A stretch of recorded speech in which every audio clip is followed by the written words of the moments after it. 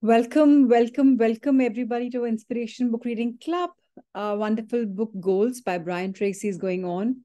And today we are on chapter number 11. We are midway through the book. And today it's all about finding out how do we become an expert in our field.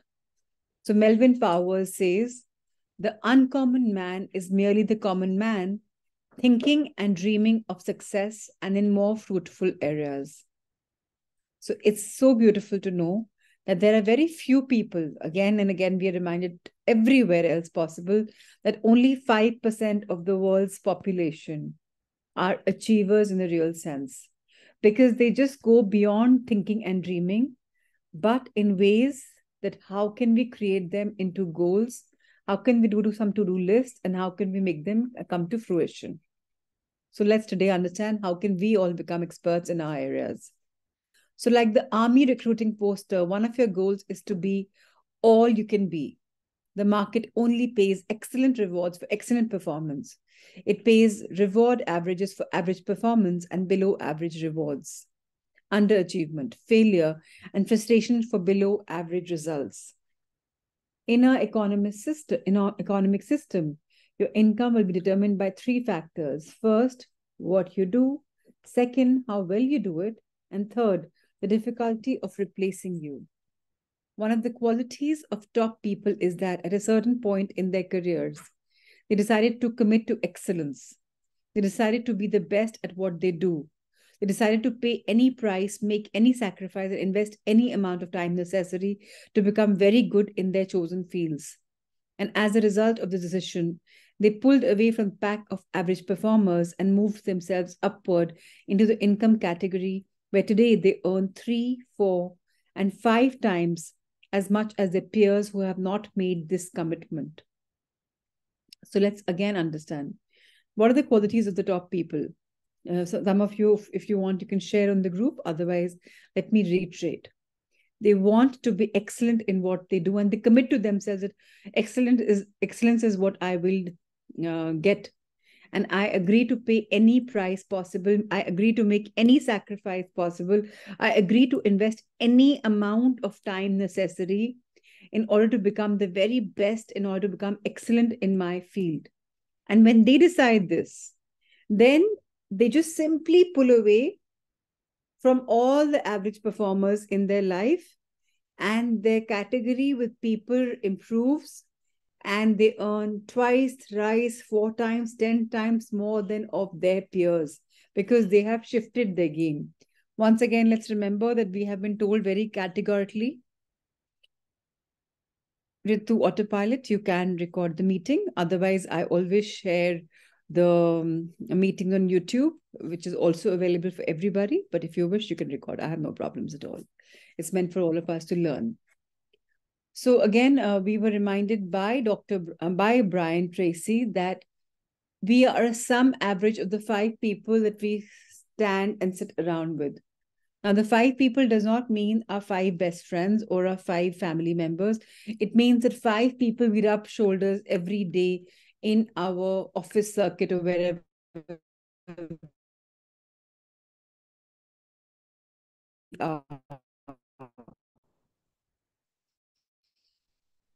All the people that we spend a lot of time with.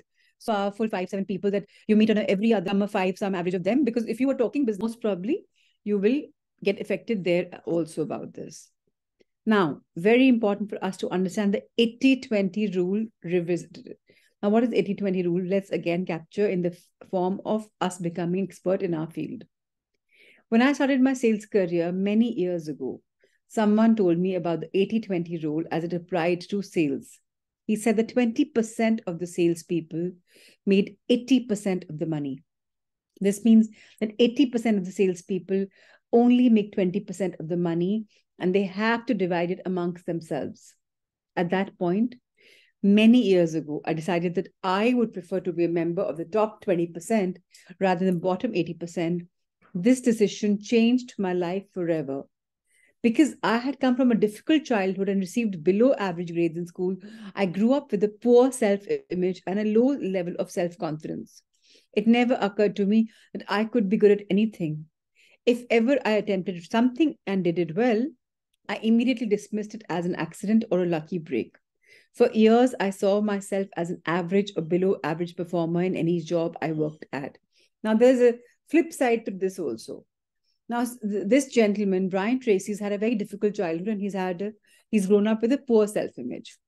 Now, alternative to this, somebody could have had a very easy childhood and been very, very good.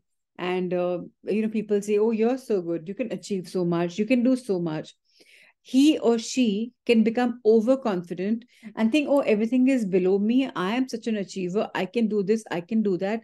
But they never get around to doing this or that, and they just go with luck by chance. And then what happens? They see a downward trend. So those lucky rich boys and girls go and become middle class, and then later lower middle class, and then later maybe on the down version. Why? Because they see themselves as above average, as the excellent people, but they don't perform.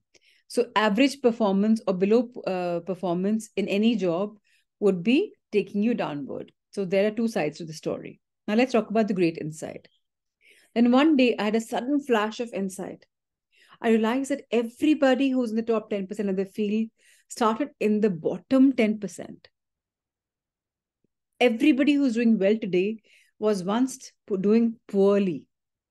Everybody who's at the front of the buffet line of life started at the back of the line. And even more importantly, it dawned on me that whatever others have done within reason, I could do as well. And this turns out to be true for just about everyone. Now, think about this yourself as well. Where are you placed right now in life? If you are in the bottom section, if you are in the worst of your friend section or your family section, that means there's always a chance. Why? Because people who are in the bottom 10% can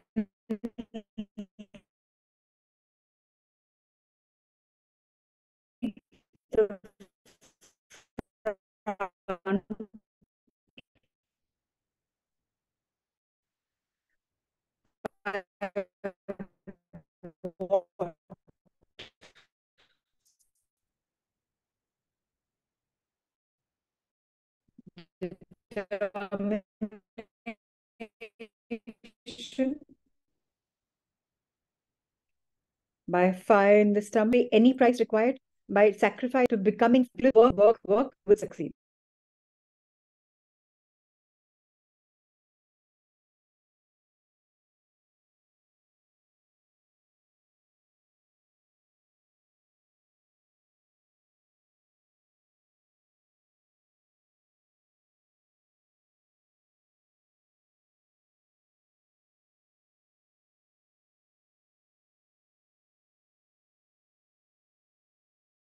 I'm sorry, I had lost the connection. I don't know why and how, but back again, sharing the book. So I flipped the page. We just finished talking about the game.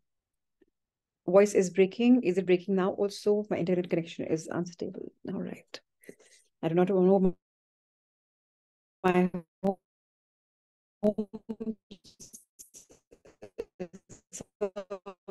was absolutely wonderful. I have G connection, so I hope you'd be able to. Is it fine now? Or do I need to change the connection? Please let me know. If you let me know, at least I'll know whether to change. It's fine. Okay, I saw Kanika's yes, so I'm going to continue with this. And just let me know if the voice is breaking. Okay. All right. So we're talking about the great insight that if you're in the last 10% of your game, there is still hope and chance because you can become expert in the chosen field. Now, no one is better than you and no one is smarter than you. People are just better or smarter in different areas. In addition, all business skills are learnable. People who are doing better in some area of business have learned the essential skills in combination with other skills before you have it. If you're not achieving what others are achieving, it simply means that you have not just learned these skills yet. And yet is in big caps and bold, which means we still have a long way to learn if we're not on the top of our game. Which means we all have to be open and receptive to learning,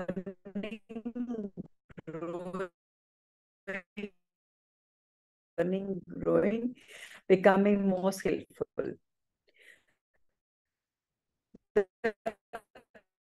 iron law of development. Here, another breakthrough realization for me. You can look and set for yourself. There are getting there except yourself, which means we are the only limiting factors in our life. Voice breaking again. Kanika, then let me shift my connection. Thank you for letting me know. All right. It may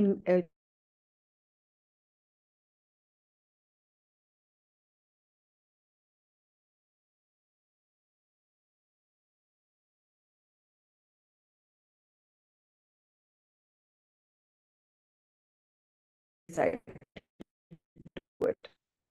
Will it be easy? Of course not. I do not use the word easy in this book.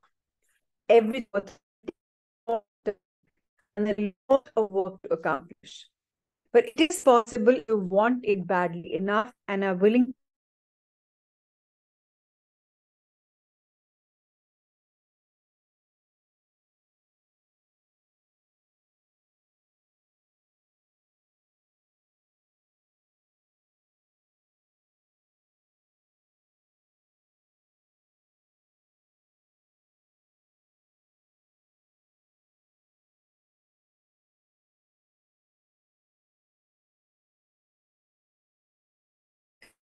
Let's pray that the connection will be great and we need to continue our session. So the question that we were talking about to ourselves was that will it be easy? Of course not. I do not use the word easy in this book. Everything worthwhile takes a long time and a lot of work to accomplish. But it is possible if you want it badly enough and are willing to work long enough. It is worth every bit of the effort once you get there. LeBron says, the speaker says, to achieve something that you have never achieved before, you must become someone that you have never been before. Isn't this absolutely beautiful? So again, Kanika or anybody, can you let me know if the screen is visible to you?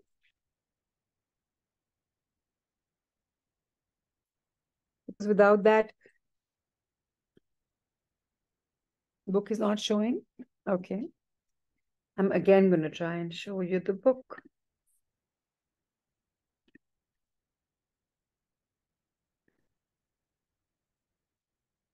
Let me know if it shows, huh? From my side, the book is showing.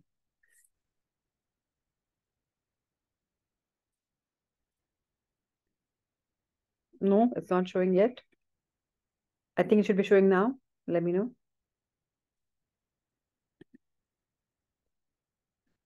Now, Kanika and Ritu should be visible. Yes.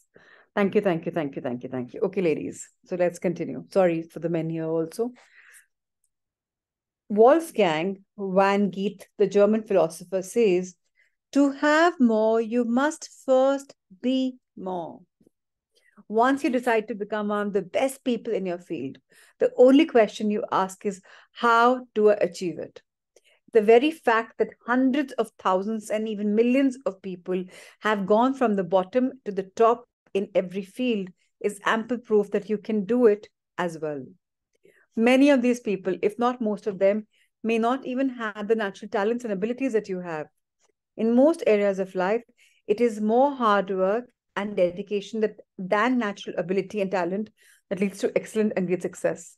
So good news, right?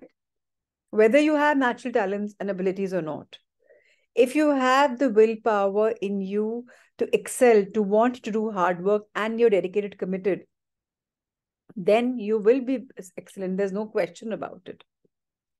Is education essential for success? Now, this is a $1 million question, and all of us know the answer, yet we will read about this.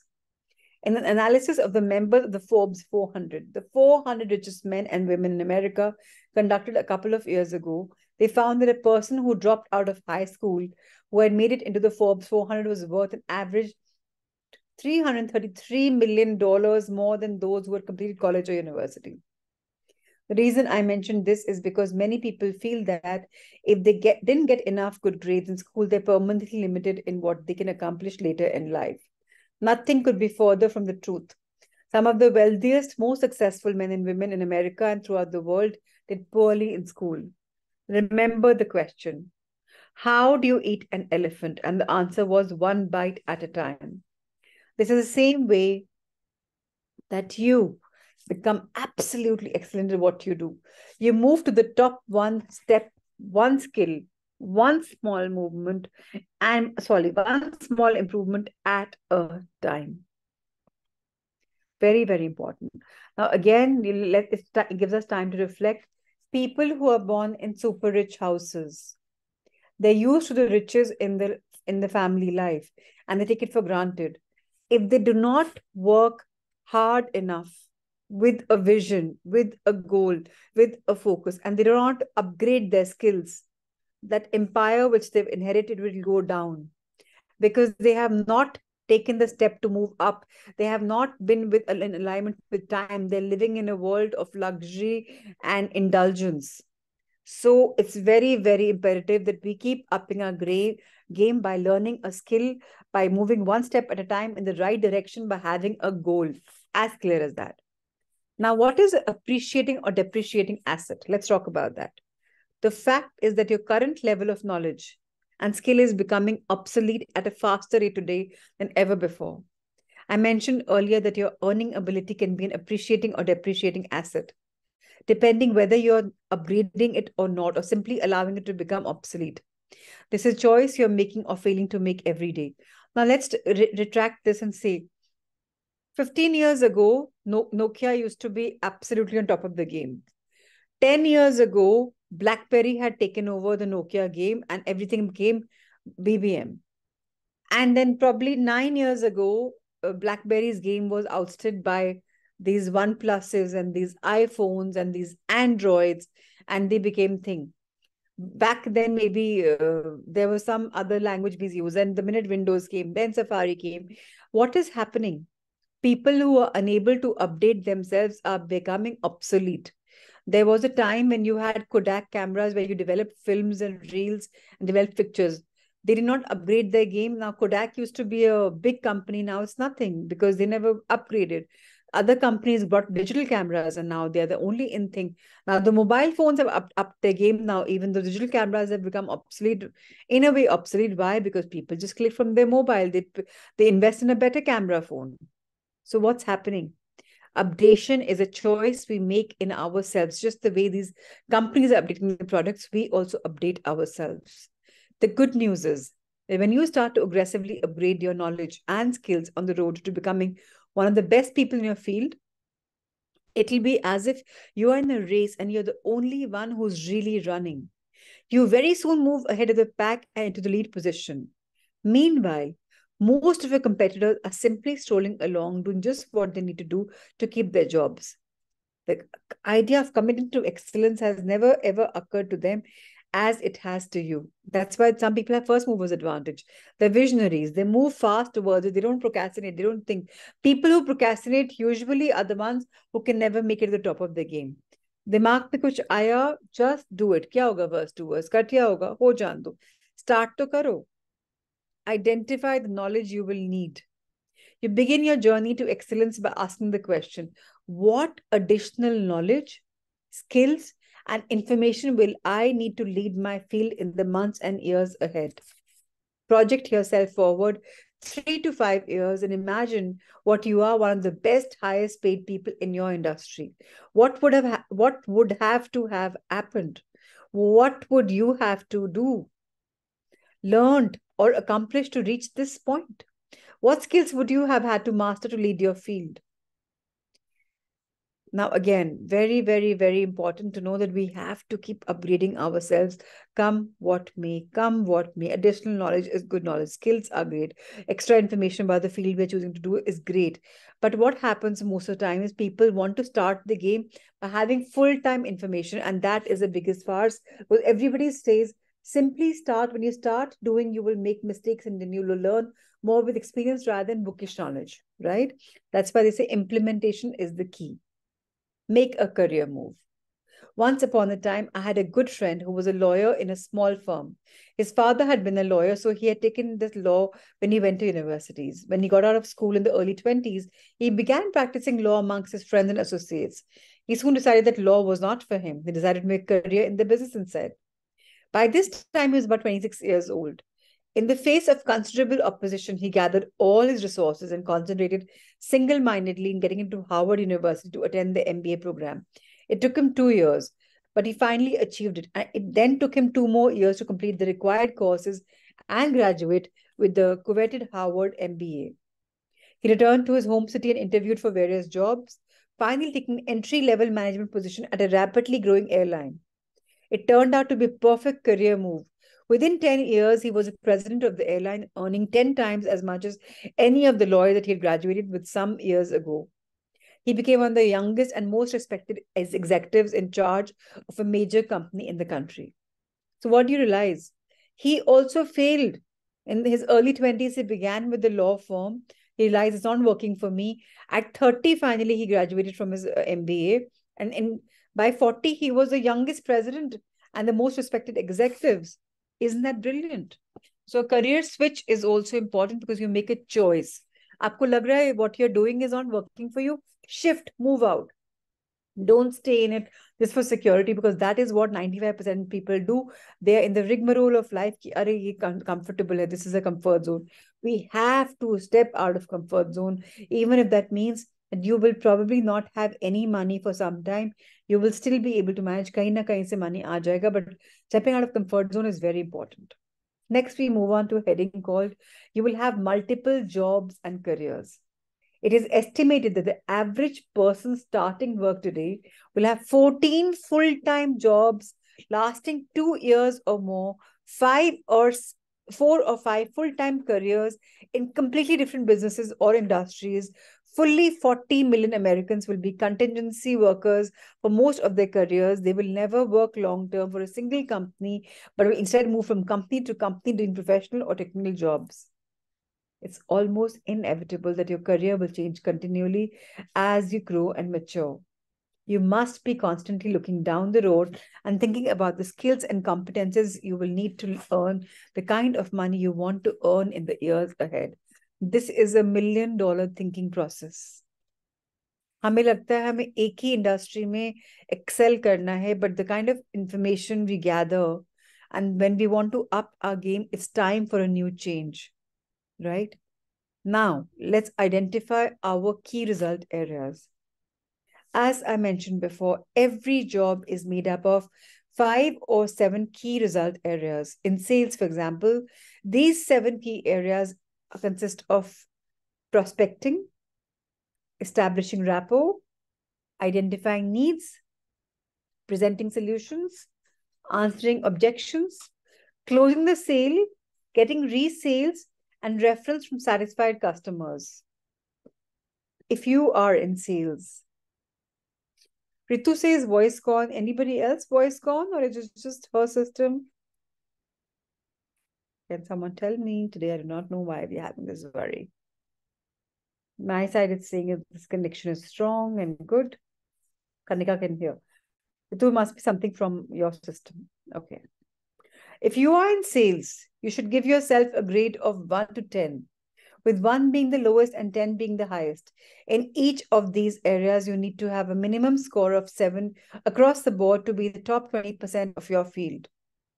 Once you have graded yourself in these 7 areas, you should take the list to your boss, or even better, to one of your customers, and ask them to give you a grade as well.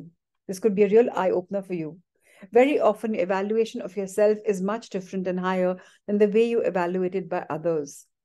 Whatever your final grades, you must then select your weakest key skill and go to work on that to bring it up so that it is equal or greater than the others. Your weakest key skill sets the heights of your income and determines how fast and how far you go in your career. Did anybody know about this fact? जो हमारे में week है उसको भी हमें upgrade करना है. We can't say this is not my forte, let somebody else do it, I will move on to something else. But we need to update. Maybe we're not the very best, but we need to know about it, otherwise it will make our game slow. Now move on to the fast track. Here is what Great go forward question for the rest of your working life. What one skill, if you developed and did it in the excellent fashion, would have the greatest positive impact on your career? This becomes a focal point for personal and professional development. I repeat the question. What is that one skill, if you develop it now and did it in absolute excellent best fashion that is possible, what will that have a great positive impact on your career? Your answer to this field is essential to achieving excellence in your field. Keep asking yourself, what one skill, if I developed and did it in an excellent fashion, would have the greatest positive impact on my income and my future in my current job? If you are at all unsure about the answer to this question, go to your boss and ask him or her.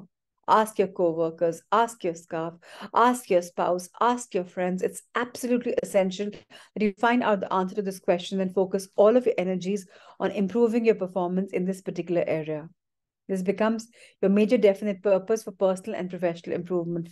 You write it down, set a deadline, make a plan, take action on your plan, and then do something every day to get better in this particular field. Once you have achieved mastery in your weakest key result area, then you can again set questions. Now, what one skill will help me the most? And whatever your answer to this question, you go to work on that skill until you achieve mastery in that area as well. The highest paid people in every field score an 8 or 9 or 10 across the board in each of the key result areas. This must also be your goal. Now, the excellent executive. If you are in management, there are 7 key result areas that determine your success or failure at your job: planning, organizing, staffing, delegating, supervising, measuring, and reporting. All top managers are excellent in every way, every one of these areas. All poor managers are weak in one or more of these areas. A lot of people can't delegate. They feel superiority complex and they're like, I can do this better. Let me handle this. And that is one of the reasons why you cannot be on top of your game. It's very, very important. Planning is important. Organizing is important. Having the right staff is important. And for hiring the right staff, there are these books called Personality Plus or DISC and some other books where you identify the 4 skills, 4 types of people. Like I did this course with my business coach, Rahul Jain, and he introduced me to somebody called Ravi Kapoor, who taught us DISC. It's kind of different personalities. And once you know that this person is capable of this work and you give them that work, you will never be able to falter because you have given him work as per his personality, because personality can't really change because it's your personal reality. All right. Example, if you were absolutely excellent in every part of your managing except for delegating, that would hold you back every day of your career. I have worked with managers who were so poor delegating that they could just get nothing done. They eventually had to be fired because of damage they were causing to the rest of the business. Give yourself a grade of 1 to 10 in each of these key result areas. Ask people around you to grade you as well. And be honest. Again, asking others is very important because हमें अपने flaws कई बार नहीं दिखते कि ज़्यादा दिखते हैं. Seek for the truth rather than diplomatic answer from polite co-worker. Now, what we need to do is perform a 360-degree analysis. One of the popular management tools being used today is called a 360-degree analysis. In this type of analysis, a survey is given to several people who report to a particular manager. The survey is filled out anonymously, and all the surveys are returned to an outsider consultant who summarizes the answers on the survey. This summary of answers is then given to the manager so that he or she can see how he or she is perceived by others. It often comes as quite a shock to the manager. For example, the manager will say, I make careful and thoughtful decisions, but the staff will say, he's weak, indecisive, insecure when it comes to making decisions. In a recent management study, 75% of managers rated themselves in the top 25% of the managers in terms of effectiveness. Most managers rated themselves in top 20 in the terms of personality and intelligence as well. We have a natural tendency to rate ourselves very highly, no matter what the quality or characteristics. This is why it is so helpful for a person to be rated by his or her peers on a regular basis. Set personal improvement as a goal. Once you have determined the key result area where you want to plan, to improve the most, you set that as a goal. Make a plan, determine a standard, and set a deadline. And go to work to improve yourself in that area every single day. In a week, in a month, in a year, you will look back and you will become absolutely excellent in that skill area. You will have become an expert. Now, another thing, accept yourself the way you are. What does this mean? Does it mean that मुझे कुछ गलती है तो रहने दो? No. One of the most important and popular business books in recent years is called First, Discover Your Strengths. This book follows from an earlier bestseller which says, first, break all the rules. The common conclusion of both of these books is that people don't change. You are born with certain natural skills, abilities, tendencies, strengths, weaknesses, talents. These emerge in early life and usually crystallize in your late teens. They do not change very much over the course of your lifetime. One of the most important things you do in your career is to identify what it is that you are really good at or what you can become good at, and then put your whole heart into becoming excellent in that area. Mary Baker Follett, a management consultant in the 1920s, once wrote, "The very first best direction to ride a horse is in the direction it is going. The very best way to develop yourself is in the direction of your natural talents and interests." Jim Cathcart, the author and speaker, says, "Nurture your nature." This is extremely important advice that you should follow throughout your career. And for this, if you remember, there's a book called 5 Love Languages. In that, we understand how to tackle people, right?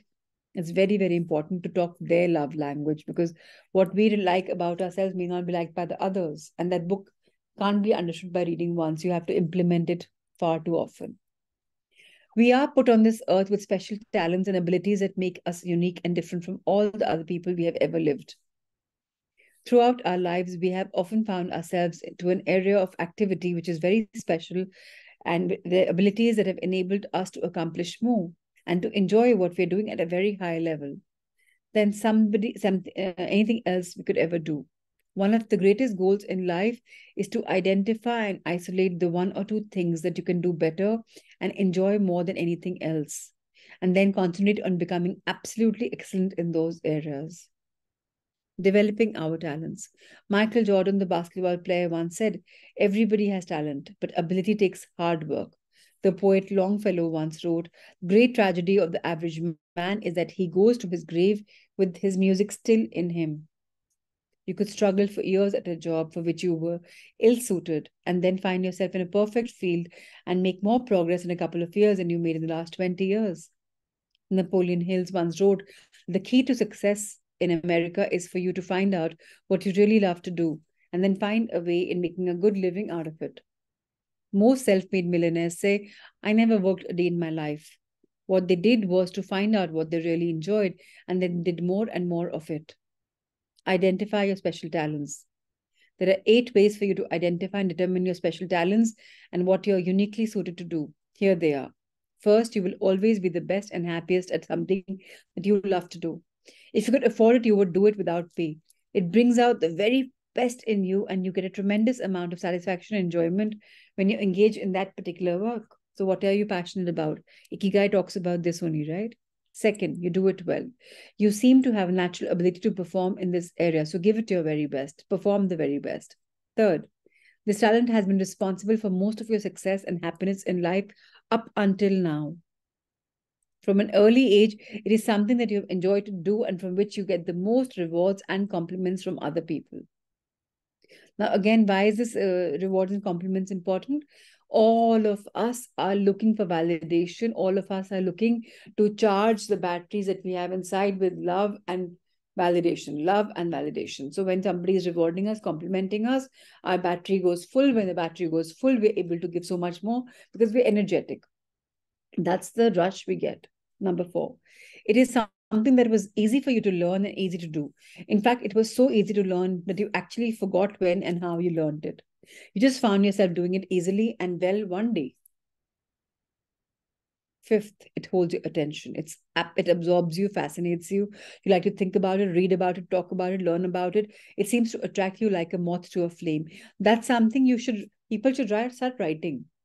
What is it that I am good at? What is it that I love? What is it? Why? The more what's and whys you ask and you start journaling, the more quickly you'll come to an answer. Okay, this is my forte, this is my forte, this is my forte. Now in this, what can I do? And if you can't understand, then please have a mentor who helps you understand. I'm sure there are many. So like we go for mentors for our children for their aptitude test. I'm sure there's something for adults also, right? Seventh, you love to learn about it and become better at it all your life. You have a deeper inner desire to really excel in that particular area. Seventh, when you do it, time stands still. You can often work in your area of special talents for long periods without eating or sleeping hour after hour because you get so involved in it. And I can tell you that I have practiced this when I was doing wedding cards for my clients. I would work in nights, and there were sometimes the longest I've gone is 7 days without sleeping. It was like I was a zombie. My mind was just churning ideas. And it was one of the best weddings I've ever done with such a grand everything. It was beautiful. So I just flew in time because time stands still. Eighth, you really admire and respect other people who are good at what you are most suited to do. So understand who are you admiring, and then you'll know that you can relate. You want to be like them and be around them and emulate them in every way possible. So once you know your idols, you know what you want to be in life. If the above descriptions apply to anything that you're doing or anything that you have done in the past, they can lead you onto what you were uniquely put on this earth to do, to your heart's desire. You are born to excel.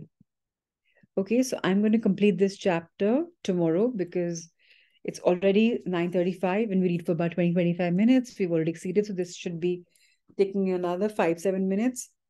So, are you ready to complete the chapter now? Or would you want to prefer reading it tomorrow? Because we'll have about 10 more minutes of reading and then 5 more minutes of gratitude. So, let me know if it works for you. We can complete today. If you're right to complete it tomorrow, I'm good. Continue tomorrow, please. I have two conflicting answers. I do not know what to do.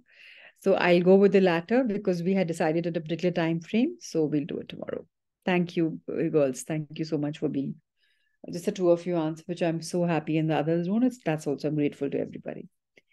So it's time for us to conclude this beautiful day with the absolutely magical gratitude exercise, which is the Lotus of Gratitude. I've shared the video with you all on the group. And now let's do it again. For those of you who are not familiar, let me guide you through it today. So simply straighten your backs, close your eyes gently. Be grateful for the breath that's flowing in your body. So you don't have to do conscious breathing. Just be aware of the breath going in. Be with it. Watch the pause and immediately how your body exhales it. Be in touch with your body. Be in touch with your breath going in, breath going out. When you start working with your breath, your body gets centered, balanced, and aligned. And that in itself is very important for us to go into a deep state of being. Now, your head has to be in alignment with your back, not slouching up or down, sideways, not tilting. And then get your both hands together and create two beautiful buds by pressing your fingers together as if you're holding something from these beautiful hands. And as you remember one thing that you're grateful for, keep opening one finger, which is also like a lotus is blooming. By the end of the exercise, you will have two beautiful lotuses that opened up. This gratitude counting takes about 60 to 100 seconds. So whenever you're ready, we move on to the next. So let's start this by going inwards, quietly and beautifully.